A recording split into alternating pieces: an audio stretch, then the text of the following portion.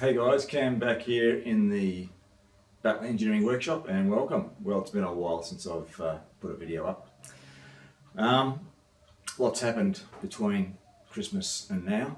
I guess one of the saddest things was the passing of my father just before Christmas. Passed away at the end of November. We'd just come out of lockdown, probably about 5 weeks prior to his passing, and he wasn't in a good state. The dementia had really progressed badly, and health-wise he was not good. And 4 months with not seeing family, being locked out, really took its toll on Dad. And we saw the final result at the end of November. And we weren't able to visit him. The rules were, the mandates were, no visiting whatsoever. Although in this time they did relax the mandates in that you were able to visit if it was an end-of-life situation, which was unlike previous lockdowns where your family member could be passing and you had no opportunity to go and say goodbye. And I think I don't want to make this a political statement, but I think what these governments have done to us, particularly the elderly, and the way we've been treated, or particularly the elderly have been treated, has been disgusting. I think the damage that's been done isn't known, but it's been significant. And anyone who's had a passing of a close family member know exactly how much stress that puts on you, particularly the time frame to get things organised and get things on the go. And we had Dad's funeral, which was a lovely service. Myself and my brother both did the eulogy together, which was wonderful. It was a good celebration of Dad's life. And we had a little memorial service at the gravesite, and I'd organised for family and close friends to come back to one of the local hotels for a get-together. And that was another big issue. We hadn't realised that the government had changed the laws 2 days prior, that you had to be over 12 to show your vaccination status. Daniel's 15, prior to that it was 16 years of age. We went to the establishment. They wouldn't let Daniel in.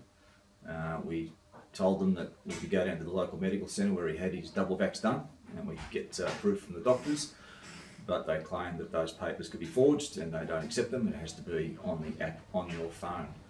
So no matter what we said or what we tried to do, Daniel wasn't able to go to his grandfather's wake, which was fairly distressing, and we had to take Daniel home. So you can just shake your head. Just shake your head what's been done to us as a community. And I think a lot of the camouflage that's been put in place, and the government have been able to change a lot of laws and put a lot of power in their hands, is also very concerning. So anyway, I'll leave it at that. Other things we've been doing, I've had another boiler to do for Andy. Matter of fact, we've got a couple of boilers in front of this one. This is a Heidi and 7 1/4 gauge. So I've just finished all the drilling and boring into the boiler barrel itself. I'm doing the stays at the moment. I've done all the bushes, and I've got the tube plate and smoke box plate that need to be machined up for the tube sets on that. So that's the smoke box tube plate that I've got a machine, and these tubes actually come in on a fair old angle. So I've got to set these up and machine these at a taper to allow that angle to be nice and neat. And the smoke box tube plate. So it's quite a large boiler. The one after this is a 38 class, New South Wales 38 class, and possibly after that we've got a Princess class to do. So quite a bit of machining coming up in those, and once again in my favourite material, duplex steel. Anyway, let's see how we go. Right, the other job I've got coming up fairly soon, probably after I finish these stays out and before I do the boiler tubes, is for an Indian motorcycle. So the next job is this Indian motorcycle seat. This is a 1917 seat. It's in mint condition.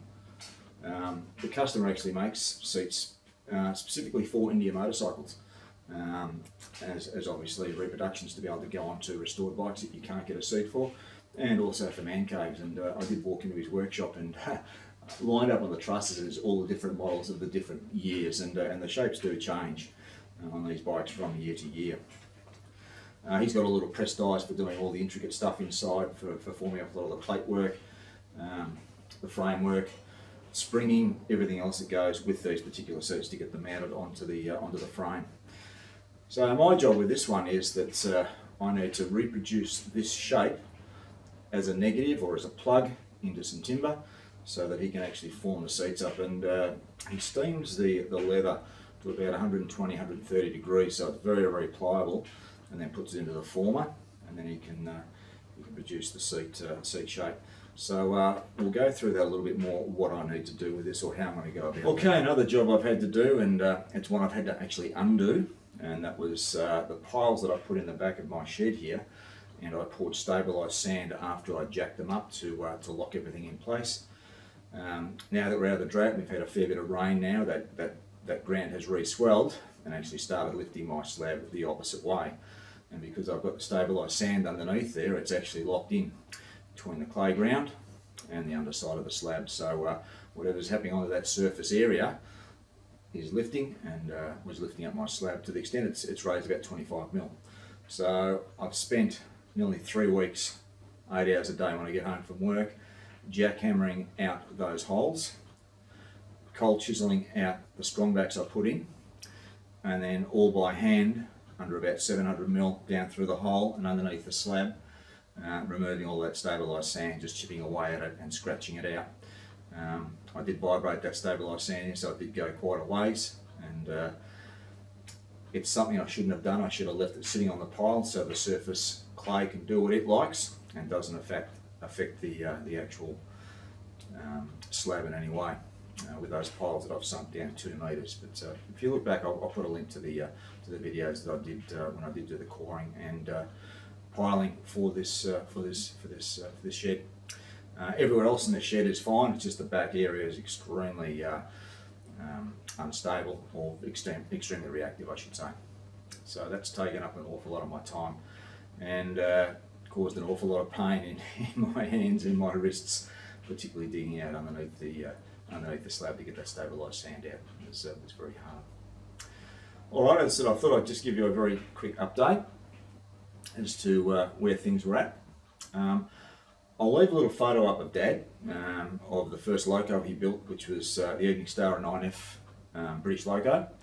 That was put into Popular Mechanics by LBSC, which was Lillian Curly Lawrence, if anyone knows LBSC. A wonderful, wonderful builder and designer of small gauge locomotives.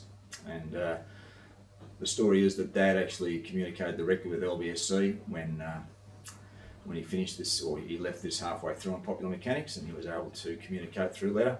And I can still remember Dad wasn't a very good speller, unlike myself, or like myself I should say, and I can still remember him in the dining room trying to pen up letters and yelling at the mum, how do you spell injector, and how do you spell this, and how do you spell that. So he did a lot of communication with LBSC to finish off the Evening Star. So it was probably one of the first Evening Stars finished in the world, I think, and he did a beautiful job. So I'll put a photo up of that at the very end, and you can have a look at what Dad produced. He did produce a couple of other locos, all not quite finished off, which was in 7 1/4. That was a H-class, Victorian H-class, and the Victorian Railways R-class as well. So very prolific builder in all sorts of steam and model engineering, and very, very detailed the way that he did his work. It took an awful long time. It was very frustrating for me watching Dad, the way he worked. But he enjoyed that journey while he was doing the building. So very sad loss for all of us. And but life does move on, and we need to move on with our own lives and make the best of it. Alright guys, we'll see you soon when we're going to start doing this Indian motorcycle. And just a little tip, we're going to be doing some manual digitising. So I'll show you how that works. Alright guys, I'll see you soon.